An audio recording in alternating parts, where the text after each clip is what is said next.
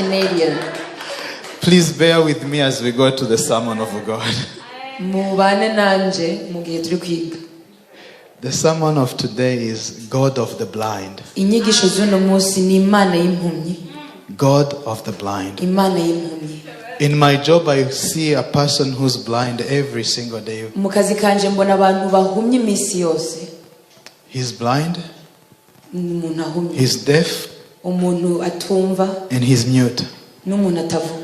The story of Mr. DH to me has taught me that eyes are useless when the mind is blind. Bear with me.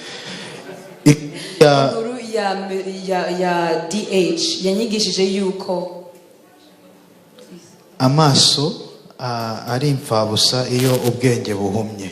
That the eyes are useless if your mind is blind. Ndabisubiramo. I will repeat it. Amaso ni imfabusa iyo ubwenge buhumye. Your eyes are useless if your mind is blind. Isi yuzuye abantu bahumye ubwenge. The world is filled with blind people, but who also have eyes. Ariko Imana ishimwe ko ari Imana y'impumyi. But may God be praised because He's also a God of the blind. Hallelujah. Hallelujah. Impumyi ninde? Who is a blind? Impumyi a blind. No muntu wese udashobora kubona Yesu Kristo kubera ukuntu yafunze umutima we ngo atakire ukuri kw'ibyanditswe. It is a person who has closed their eyes to not see the grace of Christ, to receive what He has given to us.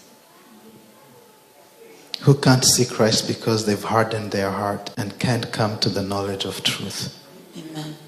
Hallelujah. Hallelujah. Impumyi ni umuntu wese uzi ko Imana iriho ariko agakomeza kuyitera umugongo kuko akunze ibyaha kandi ntashake kwisha bugufi ngo yumvire Imana. A blind is anyone who knows that God is real and continues to reject Him because they love sin and do not want to submit to God. Impumyi ni umuntu wemera ibyo umubwiye biri mu byanditswe ariko akanga kwihana no kwizera Kristo. A blind, it is a person that you preach to, but they refuse to, and they agree with the scriptures, but they refuse to be saved. Impumyi ni umuntu wese utandukanywa n'Imana bitewe nuko abona ibibazo by'afite mu isi akabigira binini kuruta Imana. A blind person is anyone who is separated from God by the cares of this world. Igihe cyose iyo wibeshya wowe yuko Imana itariho, yuko Bibiliya atari ukuri, yuko ikuzimu hatariho, cyangwa se ukishuka ngo uri umuntu mwiza. Every time you tell yourself or you lie to yourself that God is not real, that the Bible is not true, or that hell is fake, or you tell yourself that you're a good person, cyangwa ngo Yesu yari umuntu usanzwe, or that Jesus was just a man, uba uri impumyi. you're a blind. Impumyi ziri hose rero kuko iyo tugenda tubona abantu bameze batyo. Blind people are everywhere because wherever we go, we see people such as these. Mu kazi duhura n'abatizera ko ikuzimu hahari. We work with people who don't believe in hell. Duturanye n'abatemera ko Yesu ari Imana. We have neighbors who don't believe that Jesus Christ is Lord. Mu miryango yacu harimo abatemera Bibiliya. Even in our families, we have people who don't believe in the Bible. Dukikijwe n'impumyi. We're surrounded by blind people. Ariko igiteye ubwoba, but what is scary, kibabaje cyane, what is even more sad, ni ukuba impumyi mu nzu y'Imana. It is to be blind while you're in the house of God. Hari Imana y'impumyi. There's a God of the blind. Ariko siyo Mana iyoboye impumyi. But He's not the one who's leading the blind. No, the God of the blind. But He's the God of the blind. Iyo wowe nk'impumyi wirebye ukavuga uti ndi impumyi.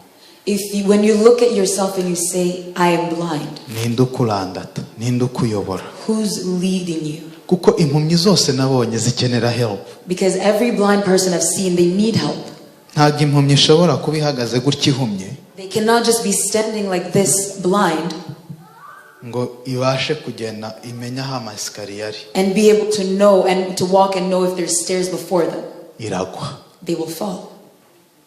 Impumyi ntishobora kumenya icyerekezo irimo ijyamo. A blind person does not know where they're going. ese ntiwari wisanga muri situation ukabona uri impumyi kuko utazi aho ugomba kujya? Have you ever found yourself in a situation Utazi as icyo a ugomba blind person gukora. and you don't know what to do or where to go? Naje kukubwira ko hari Imana y'impumyi I came to tell you that there's a God of the blind igize irandata aho zitabona. that leads those who cannot see. Hallelujah. Hallelujah. Yesaya 42 umurongo wa 16. Isaiah chapter 42 Aho niho verse hari ipfundo y'inyigisho yacu uyu munsi. that will be the theme of the message today. Hallelujah. Hallelujah. Yesaya 42 umurongo wa 16. Isaiah chapter 42 verse Agira 16. untiza Bibiliya y'ikinyarwanda kuko nabonye uko umusemuzi wanjye icyongereza cyagira bikivanga.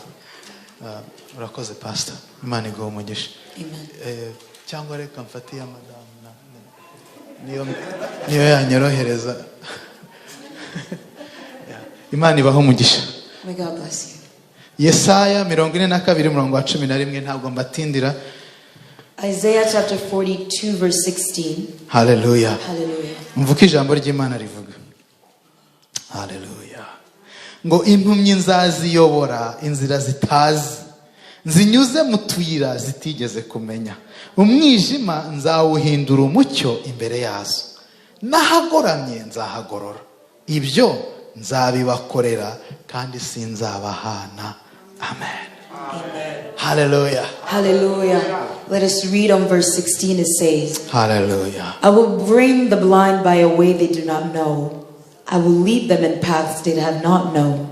Hallelujah. I will make darkness light before them and crooked places straight. The things I will do for them and do not forsake them. Amen. Ijambo rya mbere riratubwira ngo nzayobora impumyi.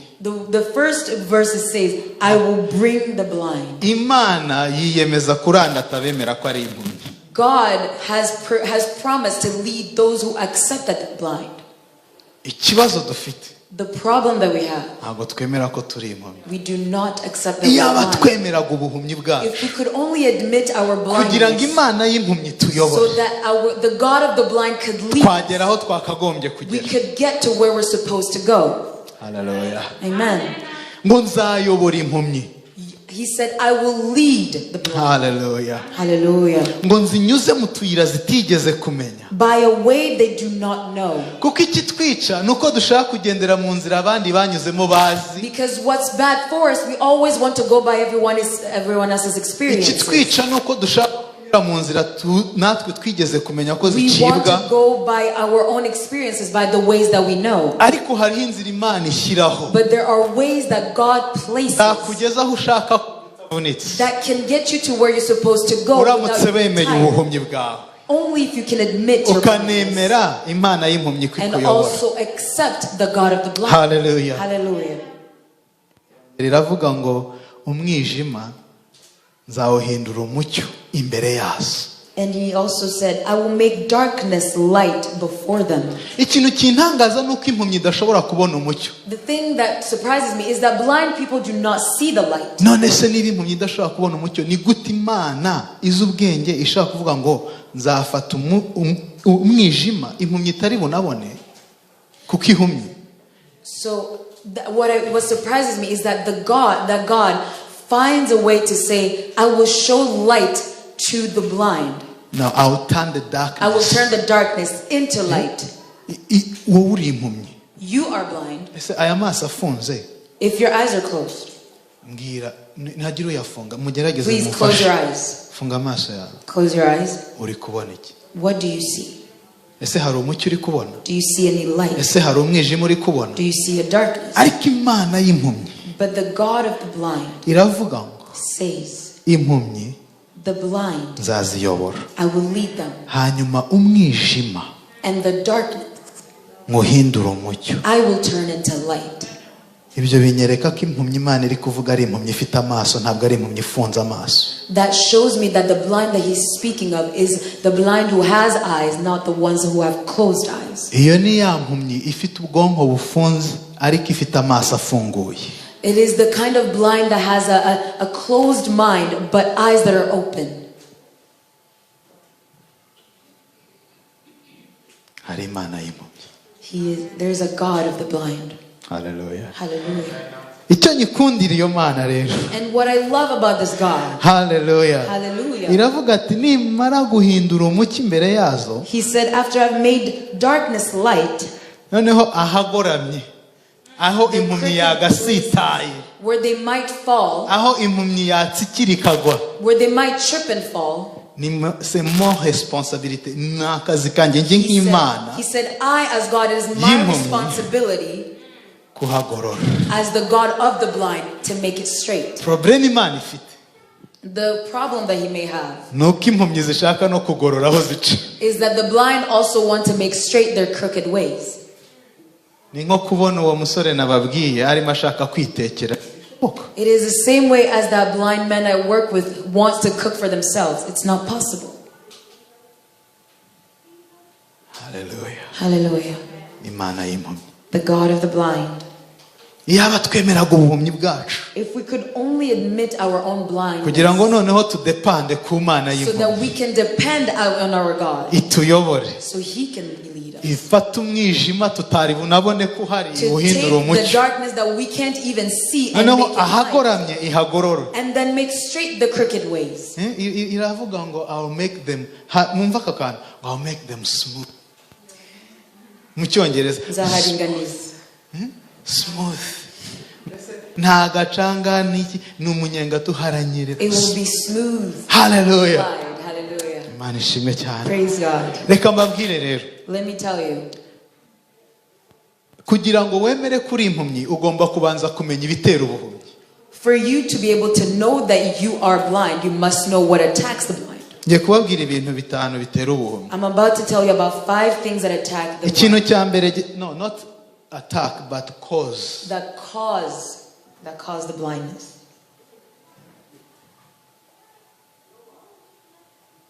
Hallelujah. Hallelujah. Imana ishimwe, you're doing a great job. I'm so happy you're here. Amen. Hallelujah. Hallelujah. Ubuhumyi rero turi kuvuga ni ubuhumyi bwo mu mwuka. The blindness that we're talking about is a blind. It's a Kuko spiritual twabibonye ko impumyi ntishobora kubona umwijima cyangwa umucyo. because we have also seen that blind people do not see the darkness or the light. So impumyi hano Imana ivuga ngo izabera Imana ikaziyobora ni impumyi zo mu mwuka. So the blind people that God is talking about is spiritual blind. Rero turebe igitera ubuhumyi.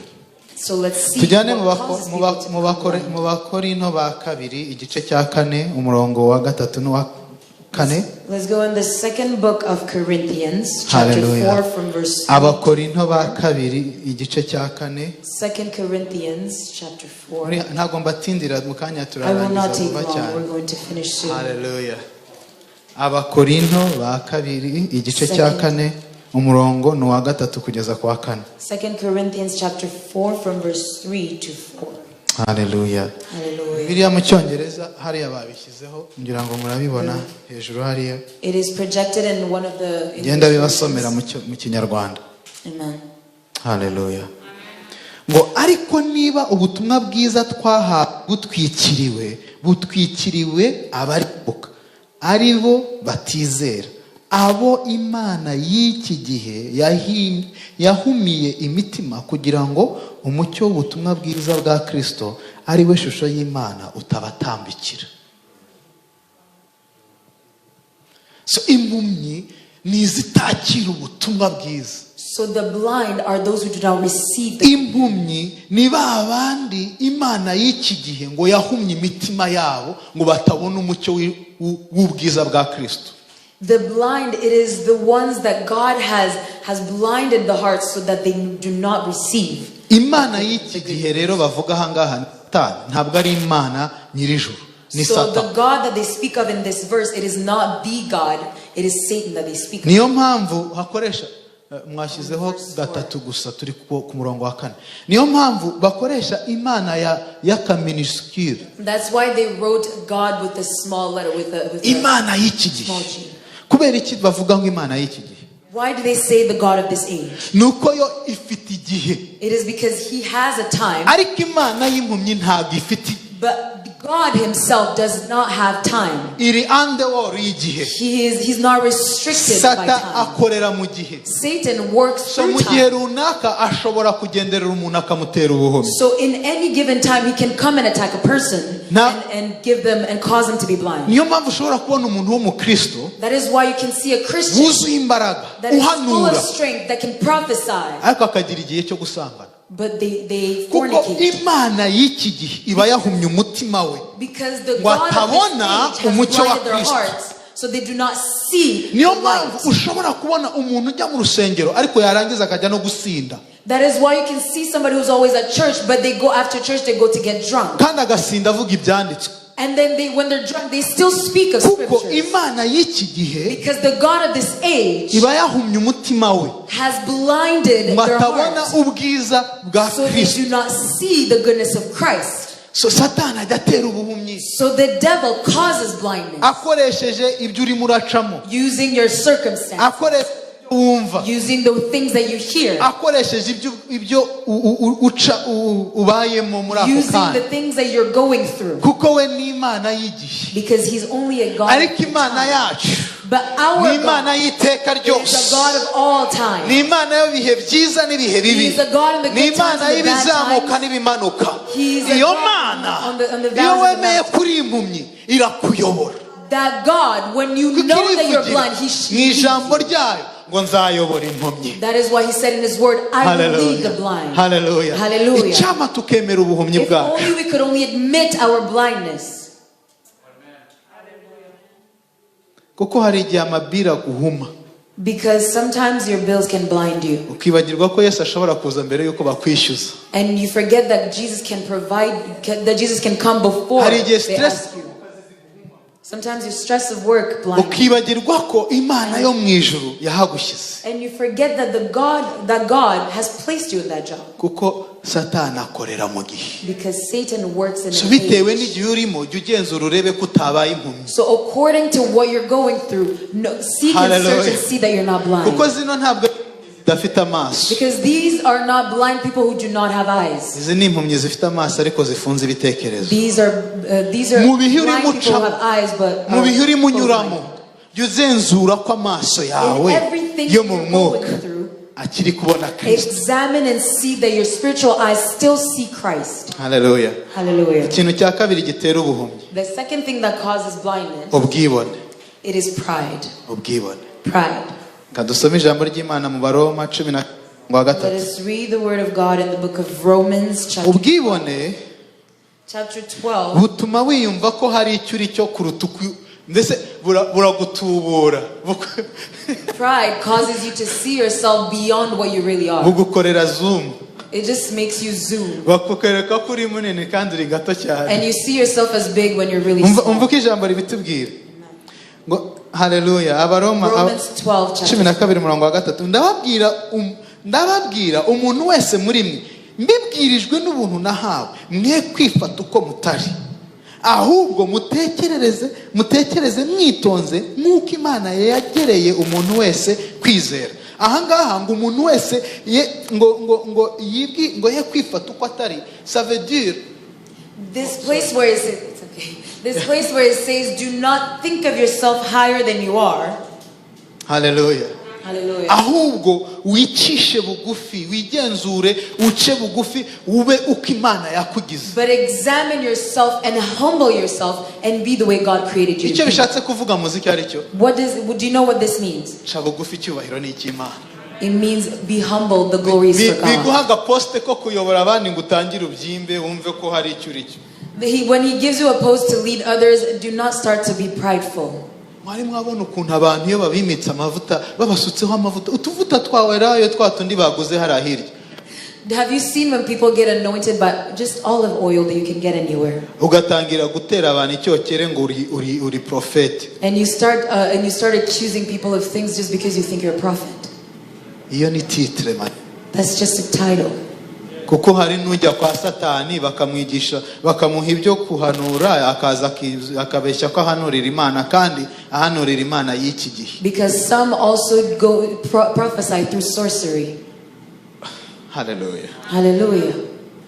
ngo buri muntu wese ye kwitekereza uko atari, He says, let ahubwo each ngo of them dutekerezwe uko Imana yatugize tubiheshejwe no kwizera. And he says, let every one of you Niki think of Imana himself yatugize more not tugiheshejwe no of himself kwizera? highly. Yatugize abana b'Imana. Haleluya. Hallelujah. Ntabwo yatugize abakozi bayo. God has not made us his servants. Abakozi bayo ntabwo ariyo titre yacu. It is not Title the yacu title ni abana that we have. b'Imana. Our title is the children of God. Fonction yacu ni umurimo. Our job is Ariko ministry. titre turi abana But the title, b'Imana. we are Haleluya. children of God. So abana b'Imana rero dukwiye kwemera ko duhumye ariko data atari impumyi.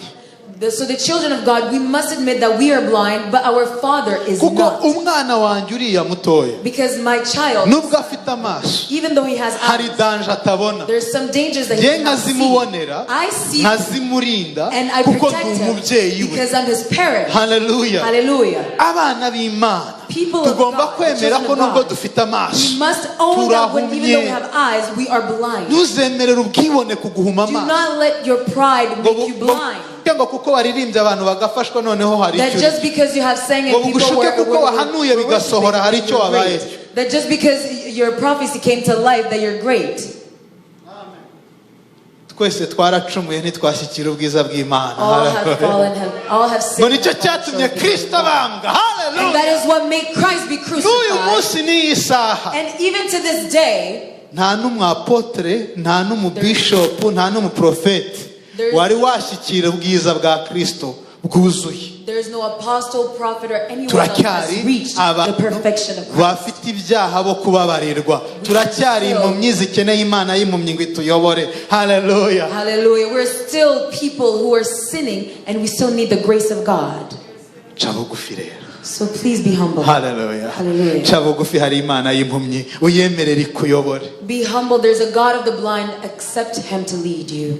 Ikintu cya gatatu gitera ubuhumyi, The third thing that causes blindness ignorance, ubujiji. is ignorance. Abantu mwereka mbabwire nta njiji nabonye nk'injiji zo mu nzu y'Imana. Simbatutse, wenda simwe mvuga nihereyeho. Let me tell you the truth. It is not an insult to you, but I'm also mentioning myself. There is no ignorance like the ignorance in Uzi church. impamvu mvuga ibi ngibi? The reason I say this is, Ni gute twaba dufite ijambo nk'iri ryuzuye imbaraga how do we have a word such as this that is full of power, tugatinya dayimoni? but we're scared of demons? Ibyo ni ubujiji. That is ignorance. Kuko dufite imbaraga ziri hejuru ya dayimoni. Because we have power that is over the demons. Uwo twakiriye arakomeye kuruta He uri whom mwiza. we received is greater than the one who's in the world. Ariko ubu hano umuntu ufite dayimoni aramutse zimufashe But if somebody who has demons walked in here, nubwo hari abaje bashyize make-up baca harimo ababyiganira muri kariya karyango. Kubera iki? those Ubujiji. who are well dressed will run through that door. Just Ubujiji because si of ignorance. ukutiga ngo uminuze ngo ugire Ignorance is diploma. not a lack of education. Ubujiji ni ukutamenya ibyo wowe ufite by'agaciro. Ignorance is not understanding the value of what you have. Abefesi igice cya 4 Ephesians chapter 4, umurongo wa 18 verse 18. hatwereka uburyo ki ubujiji It shows us the way that ignorance buduhuma. has blinded us. Reka mbibereke. Let me show you. Ngo ubwenge bwabo buri mu mwijima kandi ubujiji buri muri bo no kunangirwa kw'imitima yabo byabatandukanije n'ubugingo buva ku Mana. Ye baba we, nimwumve iki cyanditswe, munyemerere nongere ngisubiremo. Amen. Ngo haleluya, turi kumwe. Are we together? Ubwenge bwabo buri mu mwijima. Mwibuke murebe icyo cyanditswe kiravuze ngo bafite ubwenge ariko buri hehe? The scripture says they have understanding, Buri but mu it's in mwijima. darkness. Wa mwijima Imana ivuga ngo umwijima izawuhindura umucyo. The same darkness that God said will turn into Kuko light. yatubwiye muri Yesaya ngo impumyi nzaziyobora, ngo umwijima muhindura umucyo imbere yazo. Haleluya. So ijambo riratwereka ko hano abantu badafite Imana, badafata ijambo ry'Imana, ubwenge bwabo buri mu mwijima. So the scripture shows us that the people who do not understand or read or retain the word of God do not have Igihe understanding. cyose Their understanding is in udafata darkness. umwanya wo kwiga ijambo ngo umenye agaciro karyo, urishyire mu mutima wawe, uryubakireho, Every time you do not take the time to read the word of God, understand it and put it into practice. Twiganirire nguha urugero. Let us talk. We're going to give an example. Wari wahura na docteur? Have you ever met a doctor or gone to a doctor? Medical doctor. A medical doctor. Kugira ngo mube bisaba igihe kirekire. So before you become a doctor, it takes a long time. No, ugasanga arimo arakwandikira ko ugiye kurwara kanseri y'ibihaha. So they prescribed you that you're going to be sick with cancer of the lungs. Mwasohoka ugasanga afite isigara. And then once you go out, he has a cigarette. Acyambaye ya taburiya yo kwa muganga. Still wearing his doctor coat. His lab coat. Mwijima. His understanding is in darkness.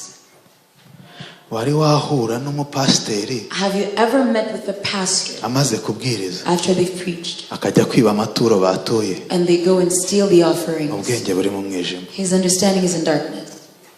Wari wahura n'umuririmbyi? Have you ever met with a worshiper? Waririmbye indirimbo y'igihimbano yahawe. That have just sang a song. Kimwuka abantu bakarira bagakorwaho. And people get touched by that song. Mukandi kanya ugasanga niwe ufite abagirlfriend muri korali bose, buri mukobwa uri single yamugezeho.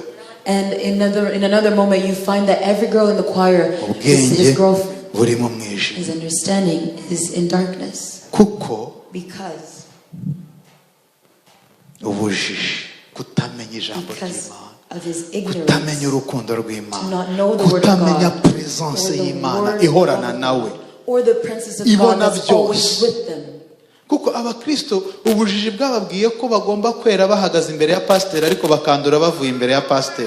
Because the ignorance of Christians has told them that they only have to be holy before the Ubujiji bwabahumya amaso bubemeza yuko bagomba gucya ku cyumweru bambaye neza ariko kuwa mbere n'indi minsi bagasa nka shitani.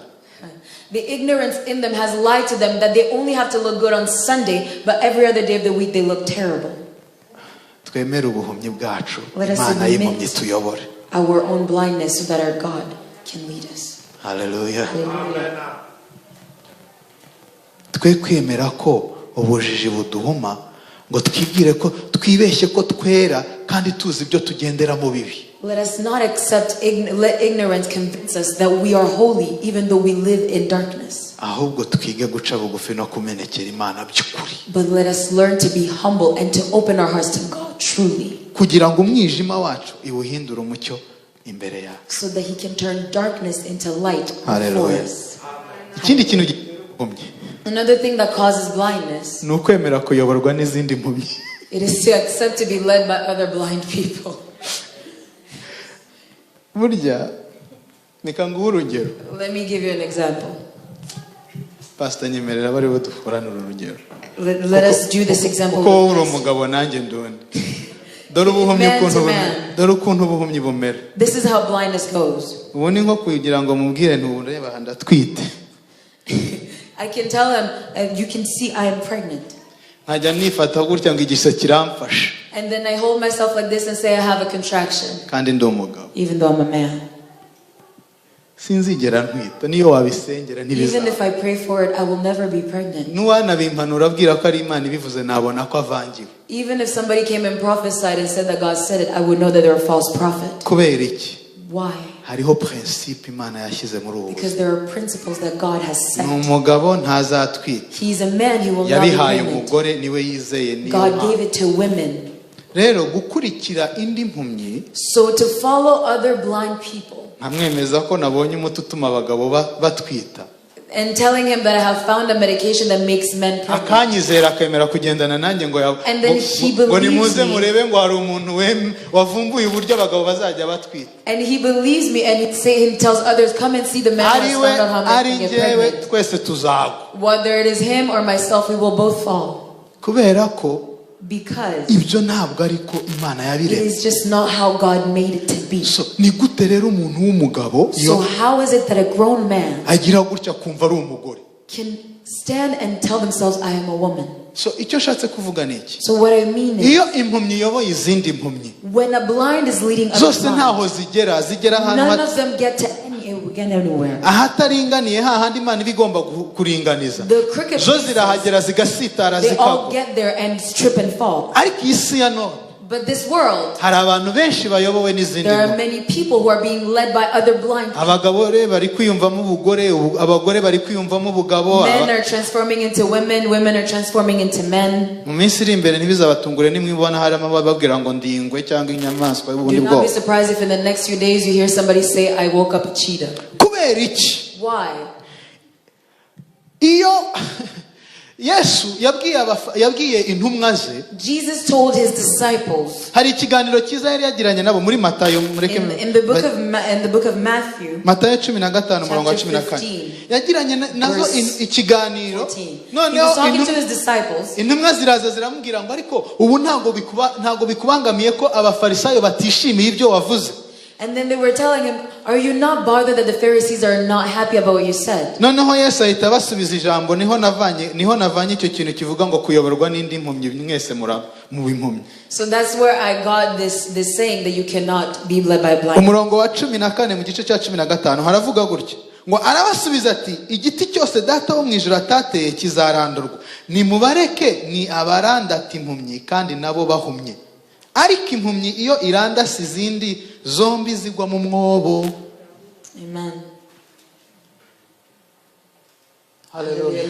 Let's read. Yeah. Let's read in Matthew chapter 15 verse 14. It says, Jesus answered them, let them alone. They are blind leaders of the blind. And if the blind leads the blind, both will fall into a ditch.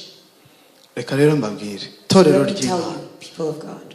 kangahe abantu b'Imana barimo barayoborwa n'abantu bavuga ngo Imana yavuze itavuze. How many times have we seen people being led by people who are saying God has said but God has not said? Barangiza bakizera ubuhanuzi bahawe n'abantu batavugana n'Imana gusa kuko baje bita prophet. And then people start believing those same people just because they call themselves prophets. Hanyuma bwa buhanuzi butasohora bakarakarira Imana ngo yababwiye ibintu ntibyasohora. And then once those prophecies do not come to pass, they get angry with God because his prophecies did not come Ibyo to bikwereka pass. impumyi yaguye mu mwobo kuko yari yobowe n'indi mpumyi. That shows you a blind person that has fallen into a ditch because they were led by another blind. Bantu b'Imana mwikwemera ko buri muntu wese uvuze Yesu afite Yesu, nimurebe imbuto zabo. People of God, stop accepting that everyone who says Jesus is of Christ. Buri muntu wese wambaye ikoti agafata Bibiliya agasoma ibyanditswe, it doesn't make them ko bahamagawe Everyone n'Imana. who puts on a suit and holds their Bible does not mean that they're sent by God. Hariho abahamagawe n'imari, byose bitangirwa na There I are some bigakurikizwa that were called na by M na A. money. Everything has a cause. Itandukaniro riri mu ko bitwara inyuma. The difference is by their fruit. Hariho abahamagawe n'imiryango. There were some that were called by their families. So c'est pas tout le monde qui doit. So it is not everybody. Waza kurambikeho ikiganza ngo kuko yahagaze imbere aha bamutumiye hari flyer yasohotse. Please mwikwemera ko impumyi zibarandata. Amen. It is not everybody who do not allow anybody to just lay their hands on you just because they're on a flyer and they invited them here. Nimwige kugenzura imbuto z'abababwira Please Imana. learn to discern the fruit of the children of God. Hallelujah. Hallelujah. Torero ry'Imana. People of God. Nimwemere Imana ituyobore kuko ntizemera ko abadafite umwuka wayo baturambikaho ibiganza. Nizemera ko abitahamagaye binjira mu byacu. And accept that the God of the blind can lead us. Kuko yo ibona umwijima tutabona. Because he sees darkness that we do not Ikawuhindura umucyo see. And imbere he yacu. transforms it into light before us. Hallelujah. Hallelujah. Hariho Imana y'impumyi. There is a God of the blind. Hari Imana y'impumyi. There's a God of the blind. Iyo ndayizera. And I believe in him. Yanyoboye muri Canada ntazi aho ngiye. He led me to Canada. Ariko yamaye PR. But he gave Yamvanye mu kazi ntazi ko izampa. He took me Ariko out of ko the yamaye niko kamaye PR. Iyo wemere Imana y'impumyi kukuyobora, when you allow the God amaherezo of the blind to lead ikugeza aho you, ugomba the kujya. end is to your destination. Hallelujah. Hallelujah. Hallelujah. Imana y'impumyi The God of the blind. ndayizera, I believe in him. ndayikunda, I love him. nzayigwa inyuma And I will kuko always nemeye stay kuba behind impumyi yayo. because I accepted to be his blind. Sinzemera kuyoborwa n'izindi mpumyi. I will not accept to be led by Nzemera yo blind. ubwayo inyobore. I will let him. Hallelujah. Hallelujah. Hallelujah. Hallelujah. Arabasaka. Hallelujah. Yo, hallelujah. Hallelujah. Kambereka ikintu cya nyuma gihuma umuntu. Let me tell you another thing that causes blindness. Urwango. Hate. Mama Pastor, ntabwo urahura n'umuntu ukubwira ngo njye uriya muntu ndamwanga. Have you ever met with somebody who tells you, I hate that person? Nta kintu amuhoye. Even though they have not done anything to them. Noneho wazagirirwa ubuntu bwo kuganira na wa wundi ukubwira ngo yanga runaka ugasanga yamuhoye ko yibyibuhiye. And then when you have a grace to talk to them through it, you know, you understand that they did not cause it. Na apeti yifitiye. Ndi mutuza. Ugasanga umuntu arakwanga ngo uri igikara. And somebody may hate you because you're dark-skinned. Kandi kuva mvutse mbayeho. Even though you've been alive since you were born. Nashinguye inzobe, nashinguye ibikara, byose bijya mu gitaka cy'igitaka nyine. Ever since I was born, I've seen the light skin and the dark skin die.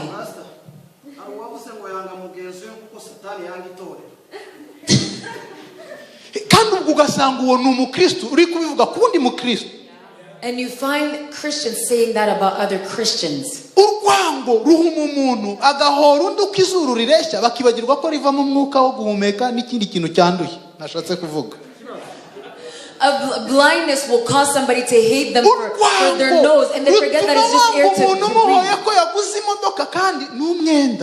breathe. You can hate somebody for buying a car even though it's just dead. Hate. Hate blinds people. There's somebody who told me, and they said that pastor cannot lay their hands on me because they're Hutu. And then I looked at them and I said in my heart, and I said, if you only knew who you're talking to. Because I'm mixed. I have both. Hallelujah. Hate blinds people. Ugasanga umuntu yanga umukozi w'Imana ku buryo adashobora no kwakira ikivuye mu kanwa k'umukozi w'Imana kandi aricyo kimufitiye umugisha. And you find people hating the servant of God and do not listen to what they say, even though it is their healing. Noneho urwango rwo rumaze kugera ku rindi ntera, hari abantu bafite amabara banga, ugasanga umuntu aravuga ati njye icyatsi ndacyanga, mupfikize ni icyatsi. Sometimes you even see people hating unnecessarily and they say, I hate green. Why? What did wiyambariye neza n'icyatsi cye akaba yabonye ko Claude ataberewe kandi araberewe gusa kuko yambaye icyatsi. And they see Claude wearing green, but just because they hate green and they say that he doesn't look good, even though he looks good. That's how blindness has gotten into people's hearts. And if you truly examine this, Satan is behind all of this. You see that there's pride, there's ignorance, and there's also to be led by other blind. Because people have told themselves that to be a complete person in these days is to have a There are some women who are never married, who have been not married for years because they're waiting for a man with abs.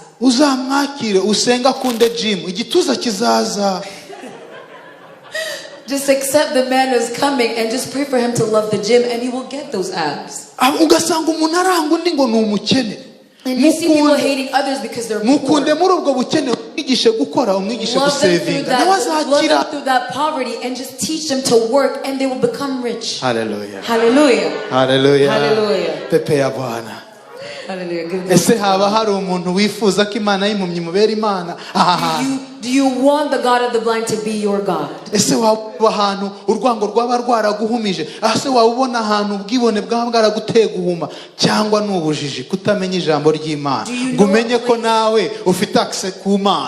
Have you found yourself in a place where your pride or your ignorance that has caused you to be blind? I came to tell you that there's a God of the blind. There's a God who There's a God who said, I will lead the blind. There's a God who said that their darkness I will turn into light before them. There's a God who said that the crooked ways I will make it smooth. There's a God who said, I will lead them. Hallelujah. Praise God. The God of the blind. Ijambo ry'Imana riratubwira muri Yohana wa mbere igice cya 2:11. The word of God tells us in the book of 1 John chapter 2. aha munyemerere mpasome nitonze kuko ahangaha niho impumyi nyinshi mu nzu We will y'Imana read ziri. this verse very slowly because this is where many people of the church fall into blindness. turimo turagana ku musozo We're nsigaje almost igihe gito. finished. Haleluya. Hallelujah. 2:11. 1 John chapter 2 verse 11. umva disi ijambo ry'Imana ngo naho uwanga mwene se ari mu mwijima kandi agendera mu mwijima. Munyemerere mbanze shireho pose gato. Wari wabona umuntu ugenda muri benzi yacanye amatara ariko ijambo ry'Imana ryamaze kutubwira ko mwene uwo kuko yanga mwene se ari mu mwijima ari no kugendera mu mwijima. Rero ka Toyota Corolla kawe wigenderamo ufite urukundo rw'abantu ujye wishima kuko hari abatwaye ibimodoka bihenze bari kugendera mu mwijima. Nibyo ntukabone bafite ikizu kinini ngo wibwire ko ariko bageze iyo bagomba kuko umuntu utuye mu kizu kinini yanga uwo baturanye yituriye mu mwijima. Ikikwereka ko atuye mu mwijima nuko iyo abonye wa muturanyi wasohoye trash umwijima uhita winjira mu buzima ngo kirasohotse na trash ni trash ye hari ikamyo iza kuza kuyitwara ari ku rwango ngo uwanga mwene se. But he who hates his brother. Ako muri kumva ibyo bintu? Do you hear this? Ari mu mwijima. They are in darkness. Bangahe bari mu nzu y'Imana? How many are in the church of God? Banga runaka uri muri korali. Bangahe mu bapasteri bangana bari mu murimo umwe? How many pastors have each other in the same ministry? Bakorana bangana mu. How many people serve together but hate my each other? friend naje kubatuma nabatumweho mureke urwango rwe kubahuma. I was sent for you today. Stop letting hate consume you. Ibayobore mu rukundo. And accept the line to lead you into love. Hallelujah. Hallelujah. Love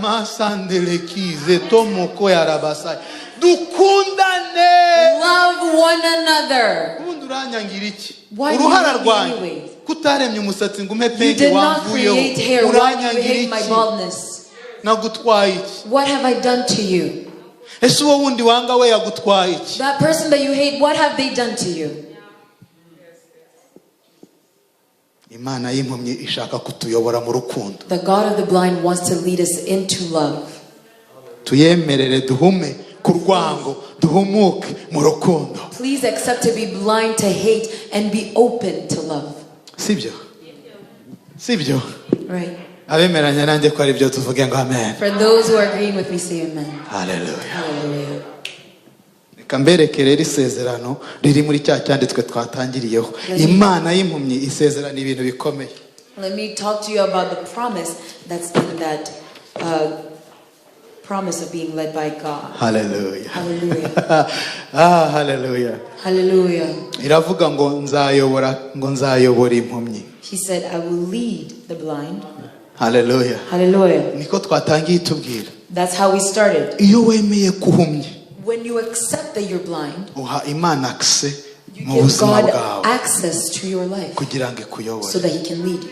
Uburyo bwonyine Imana ituyobora The only way God can lead us, ni mu kwizera Kristo. it is through faith in Christ. Kandi si ukwizera Kristo ngo bivuge n'akanwa. And it is not just by believing in Christ by Hari saying. ijambo nasomye rimbera rishya. There's a word that I read that became new to me. Riravuga ngo umutima niwo twizeza. It said, by the heart we believe. Tukabarwaho gukiranuka. And we are counted ngo akanwa niko twatuza. But the mouth is what we say with and we are healed.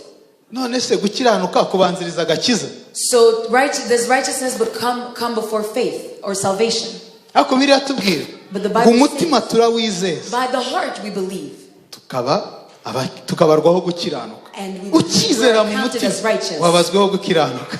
Wakwatuza akanwa. So after you confess, you are saved. Ubukijijwe iki? What are you saved of or from? Blindness. Ubukijijwe ubuhumyi buterwa n'urwango. Ubukijijwe ubuhumyi buterwa n'ubwibone. Ubukijijwe ubuhumyi buterwa n'ubujiji bwo kutamenya ijambo ry'Imana no kutizera ijambo ry'Imana. Ubukijijwe. You are healed. Satani. Satan. Hallelujah. You're saved from Satan. Abafite Yesu barahiriwe. Hallelujah. Hallelujah.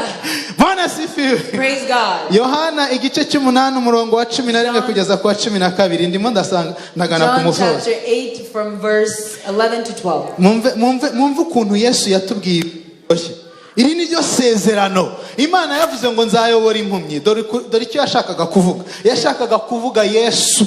Kuko Yesu ni utuvana mu buhumyi bwose. Yesu niwe nzira tutigeze kumenya. Yesu Jesus is the one who leads us out of all kinds of blindness. He's the one that we ni never inzira knew. y'amahoro. He is the way of peace. Yesu ni inzira yo gukiranuka. He is the way of righteousness. Yesu Jesus.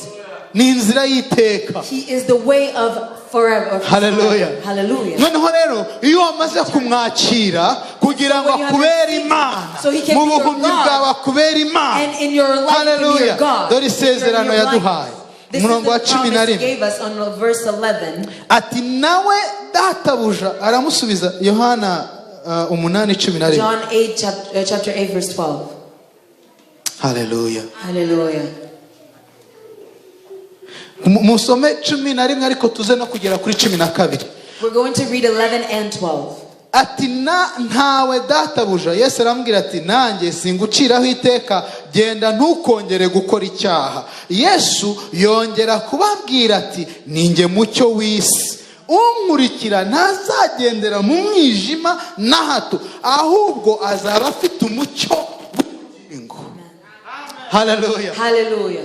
Reka mbabwire. Let me tell you. Muribuka ko Imana yavuze ngo impumyi nzazigenda imbere nziyobore, ngo noneho umwijima muhindura umucyo. Do you remember that God said, I will lead the blind and then the darkness I will turn into light before them? Twari duhumye mu byaha byacu.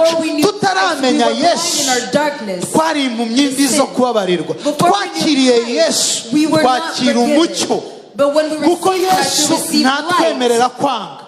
Yesu ntatwemerera kwibona. Yesu n'ubwenge bw'abadafite ubwenge. Yesu atuneshereza Satani. Yesu ni umuhumyi ni umuyobozi udahumye. So iyo tumwizeye, iyo tumufite, haleluya, aravuga ngo umurikira ntazongera kugenda mu mwijima. Umurikira ntazongera kugenda mu mwijima. Haleluya. Kubera iki? Ndamuyobora. Murinda Satani. And I protect them from Murinda Satan. ubujiji. I protect them from ignorance. Murinda urwango. And I protect them from Murinda hatred. kuyoborwa n'izindi mpumyi. And to be led by other blind. Unkurikira. I lead them. Genda umucyo w'isi. I am the light of the world. Hallelujah. Hallelujah. Imana y'impumyi. The God of the blind. Irashaka kukuyobora. He wants to lead you. Ese wayemerera? Would you please let ese wayemerera would you ukava muri ubwo buhumyi bugukundisha icyaha kuruta gukunda Imana? That is leading you to hatred and go and to love God. Zaburi 119 umurongo w'130. Psalm 19 haravuga ngo guhishurirwa amagambo yawe. Psalm 119 from verse 130. Guhishurirwa amagambo yawe bihesha ubwenge kuboroheje. The revelation of your words bring light. Ni gute umuntu ahishurirwa amagambo y'Imana? How does one understand the word of God? Yesu ni ijambo ry'Imana. Jesus is the word of God. When we receive him, noneho ukajya usoma Bibiliya ukayikunda, and then you read your Bible and you love it, utangira kugenda ubona iby'Imana ikuvugaho. You start seeing and noneho bigafungura amaso yawe, and he opens your eyes, uri umutwe utari umurizo, and you see that you are a head not a tail, and you see that you are loved, and that you are not rejected. Guhishurirwa amagambo yawe buzana umucyo kuboroheje. Ngo umwijima nzawuhindura umucyo imbere yazo. I will transform darkness into light before them. Ngo ahagoramye mpagorore. The crooked ways I will make it smooth. Yesaya 45 umurongo wa 2. Isaiah 45. Ngo nzakujya imbere. Chapter 2. Ahatagoroye ngo ahataringaniye maringanize. He said, I will go before you and the crooked ways I will make smooth. emerera Yesu aze mu byawe. Let Jesus come into your Umubano wawe n'uwo mwashakanye utaringaniye awuringanije. Emerera Yesu aze mu buzima bwawe. Umubano wawe n'abavandimwe utaringaniye awuringanize. Emerera Yesu aze mu buzima bwawe. Umubano wawe na boss ukorera utaringaniye awuringanize. Emerera Yesu aze iwawe. Emerera Yesu aze mu byawe. Niwe Mana y'impumyi azagorora ibigoramye. Hallelujah. Hallelujah. Pepe ya Bwana. Give glory to God. Hallelujah. Hallelujah. Hallelujah. Ikintu sorezaho Matayo rimwe umurongo wa 23 haravuga ngo uzavuka azitwa Emmanuel. That he who will be born will be called Emmanuel. Bisobanura ngo Imana umwe, God with us. Noneho mumfashe tubisubiremo. So please help me repeat this. Imana iri kumwe. The God who is muri natwe urimo cyangwa nturi? In us, are you in it or are you not in it? Imana iri kumwe. God is with. Pastor ati Imana iri kumwe n'abantu. Mu kazi iri kumwe na. In your work he is with. Mu rugo iri kumwe na. In your home he is with. Mu burwayi iri kumwe na. In your sickness he is with. Mu bibazo by'ubukene iri kumwe. In your poverty he is with. Hallelujah. Hallelujah. Mu gihe utegereje ko green card in the time that you're waiting, iri kumwe. he is with. Hallelujah. Mu gihe urimo ushakisha imodoka bagutesha umutwe ko in the time that you're looking for a car, Pastor iri kumwe. He is with you. Yampamagaye nkinjira mu modoka yanjye nshyashya bampaye yo muri uyu mwaka. He called me when I had just entered into my new car. Kuko ubwe nturuka ahangaha ya dimanche lendi imodoka nari mfite yahise. The last Sunday that I was here, the Monday right after, my car was there. Hako nagarutse hano mu modoka nshyashya. But I came back here today in the new car. Kandi suko mfite amafaranga menshi. And it is not because I have a lot of money. Hari ibyo Imana yivanzemo ndabibona ndavuga ngo mbonye Imana. Hallelujah. Hallelujah. So ndimo soza. So as I finish, Imana y'impumyi iri kumwe natwe. The blind is with us. Iyo tuyemereye ko duhumye. When we admit that we're blind. Haba hari ubuhumyi ufite ushaka kwemerera Imana ikakuyoboramo. Do you have a certain blindness that you want God to lead you through? Ntuzi uko abana bawe byahindutse barakunaniye. You don't know what urahumye mu buryo wabarera ariko hari Imana ishobora kugorora ibigora. That can make your way smooth. Wananiwe kureka icyo cyaha kikubata icyo kintu kikugose. Do you not know how to lead that? Ntuzi uko wabigenza urahumye ku nzira yabyo. Ariko hari Imana ifite uko yabigenza. Hallelujah. Ufite uriya mushinga utazi ukuntu wawutangira. Do you have that work that you don't know how to start? Ariko hari Imana ishobora kugorora ibigorana. Kuko ari Imana y'impumyi. Wayizanira ibiguhumishije yo ikaguhereza umucyo wayo. Wayizanira ibiguhumishije ikabasha kukwereka inzira zayo. Se wayizanira ibyo. Would you please bring it to him? Ikabana nawe. So they can be with you. Ikakubera Emmanuel. And he will be your Emmanuel. Njyewe ndayikeneye. I need him. Ngimbere Emmanuel. To be my Emmanuel. Imana y'impumyi. The God of the blind. Izindandata. To come and lead me. Kuko ndahumye. Because I'm blind. Nababeshye ndahumye. If I'm not lying, if I tell the truth, I am blind. Uko impumyi nababwiye dukorana nayo y'igipfamatwi. The same way that I told you about the man I work with who is mute, who is deaf and mute and is blind. Nge na Claude dukorana nayo. Me and Claude we work. Ntabwo ari inkuru nahimbye. It is not a story that I'm making up. Nyibona buri munsi. I see this man every day.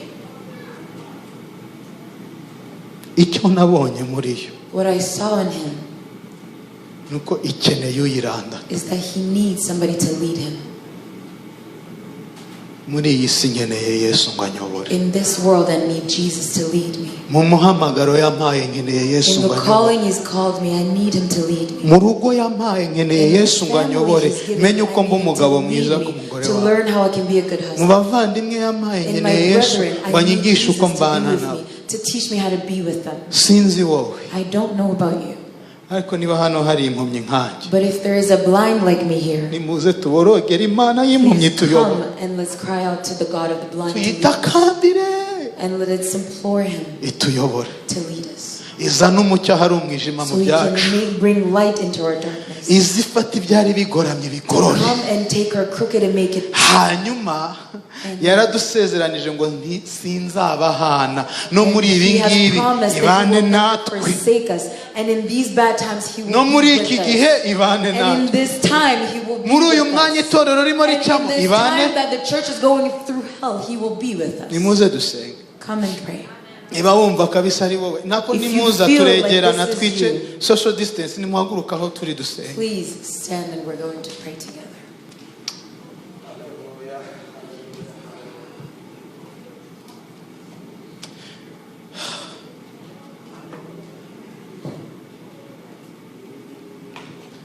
Ni wowe nifuza mbashe gusa nkawe, mpindurwe n'ijambo ryawe. Ni wowe nifuza mbashe gusa nkawe, mpindurwe n'ijambo ryawe. Ni wowe nifuza Yesu, ni wowe nifuza mbashe gusa nawe,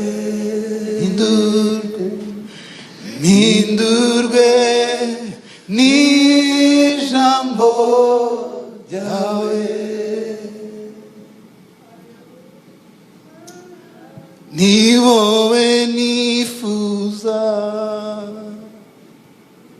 mbashe gusa nkawe, mpindurwe n'ijambo ryawe. Mwami turebe mu buhumyi bwacu, twiteho Yesu, twiteho. Amaso ntacyo amaze ubwonko bufunze, amaso ntacyo amaze ubwonko buhumye. Turahumye Mwami mu byaha byacu, turahumye Yesu. Satani yaduteje ubuhumyi turamwemerera, yaduteje ubwibone turamwemerera, yaduteje ubujiji turemera, yaduhaye izindi mpumyi kutuyobora turazikurikira, yaduteje urwango twemera guhumwa narwo. Ariko Yesu ni wowe twifuza. Twibwira ko turi beza ariko turi babi. Ni wowe twifuza Yesu. Ngwino tugenderere Mana. Hari amasituasiyo aduhuma amaso kuko Satani ayihisha inyuma. Ngwino uwo mwijima uwumurike tubone neza aho dukwiye guca, tumenye aho dukwiye kunyura, tumenye aho dukwiye guca Mana. Mwami wasezeranye kuzabana natwe utazaduhana. Muri ibi bihe widusiga, turagukeneye kuruta ikindi gihe twagutegereje Mwana. Mu mihamagaro turagukeneye, mu itorero turagukeneye, muri korali turagukeneye, muri departement pastoral turagukeneye Mwami, turagukeneye Mwami, turagukeneye muri finance zacu, turagukeneye mu mago yacu, turagukeneye mu neighborhood yacu, turagukeneye mu mafamiye yacu. Ngwino uturandate Mwami. Randata abagore bamenye uko bitwara ku bagabo, randata abagabo bamenye uko bitwara ku bagore bashatse, randata Mwami abavandimwe bamenye uko biyunga, randata igihugu kimenye uko cyiyubaka, randata umujyi kugira ngo tumenye Yesu. Ngwino Yesu urandata impumyi zigutegereje. Waravuze ngo impumyi nzaziyobora. Ngwino tuyobore Yesu, kuko ngugendera muri wowe atazongera kugendera mu mwijima. Ngwino turayobore Mwami. Ndagushimira ibitangaza birimo bikorekera aha hantu. Ndagushimira Mwami ko ijambo ryawe ritubwira Mwami ngo wohereze ijambo ryawe ugakiza indwara zacu zose. Uyu mwanya hari indwara zigomba gukira zidakijijwe nuko turambutse ibiganza, ahubwo kuko wohereje ijambo ryawe ritubwira ngo uhumye avuge ko akize, urwaye uhumye avuge ko abona, urwaye avuge ko akize, n'umukene avuge ko akize Mwami. guhishurirwa amagambo yawe bizana umucyo. Reka mwami uyu mwanya abantu bahishurirwe isezerano riri muri wowe mwami, iryo wavuze data wera ngo uzatujya imbere ahagoramye uhagorore. Mwami tugirire neza, tuvuganire, tuguhaye icyubahiro cyose mu izina rya Yesu Kristo, amen. Haba hari umuntu hano ushaka kwakira Yesu bwa mbere nk'umwami n'umukiza we, ngo tugihagaze aze yakira umwami w'abami amubere umurandata? Haba hari umuntu wifuza ko Yesu yinjira mu buzima bwe akakubera urumuri rukuyobora? Niba ntawe rero, Imana ibaho umugisha, ikomeze barandata. Mwakoze pastor. May God continue to lead you. Thank you for coming.